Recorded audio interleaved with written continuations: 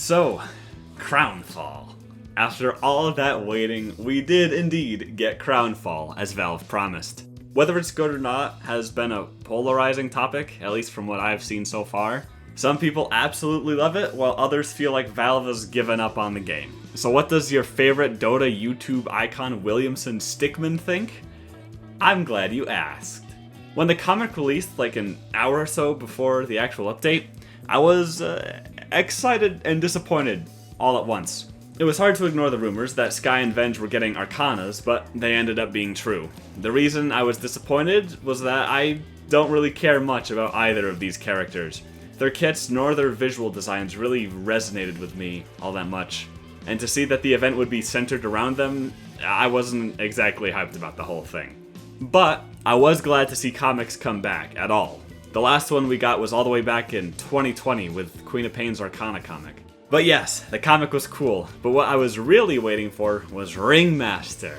Ever since I started playing Dota, I've always wanted there to be a clown-themed hero in the game. And I was definitely gonna have my wish granted in the next hour or so, right? Well, no. Ringmaster did not come with the Crownfall update. But something did. I was honestly expecting Valve to go back to the tried and true Battle Pass that you see everywhere nowadays. Valve brought that unholy system into the world, and I thought they were about to resurrect it like some Frankenstein's monster. But I was pleasantly surprised. Instead of that, we got something much better. A lore event. It's safe to say that Valve never really cared about developing the lore all that much. I mean, they tried with the anime, but that didn't go all that well past Season 2. But now, we have a whole visual novel to play through. And the best part is, not only is it free, but you can't buy your way through the story. You actually have to play the game to progress through it. At the time of writing this, I'm almost done with the main storyline, with only 2 side quests to go. I didn't think it'd be possible for Valve to get me to care about Sky and Venge, but I don't think I've ever been so wrong before. Their characterizations are perfect. Sky is this flawed, divided character who seems to be torn between his Queensguard duties and helping get rid of the current queen, while Venge is practical and goal-driven, willing to take any benefit she can that forwards her quest. They're both characters who've lost their upper-class status by rejecting it or having it taken away. And they're teamed up with the goddess Skriok, who knows how to navigate the lower class better than they do, evidently. The trio have great chemistry together, and I go back and reread a lot of the visual novel from time to time because it's so well written, in my opinion. It's certainly no Shakespeare or Tolkien or anything like that, but for the purpose it serves, it's far better than what I was expecting.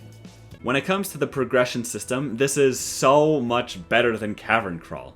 In the old Battle Passes, Cavern Crawl was such a strict system that I loathed.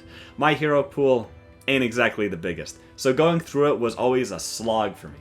I remember grinding game after game of the same hero trying to get a single win with Dragon Knight, or Shadow Demon, or some other hero I've never touched. I remember, one time I played 10 Drow Ranger games, and on the 11th I finally got my win. Call it a skill issue if you want to, but it was just a crappy experience all around. The system didn't just affect me though. I found myself avoiding playing at all, because people would mindlessly pick the heroes they need to progress and just troll the draft. Cavern Crawl unironically ruined games. But this new system? It's very well thought out. The whole token system gives people a pool of heroes to choose from, instead of forcing people into a single hero. And if you're a filthy hero spammer like myself, you can always just trade in your tokens for whatever you need to progress. It's an amazing system, and I think Valve did an excellent job with it. I have no complaints.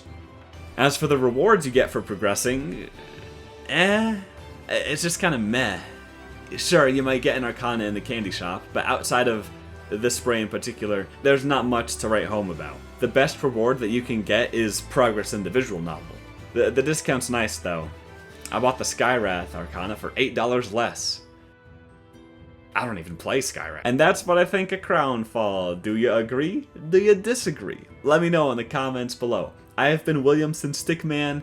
God bless, and until next time.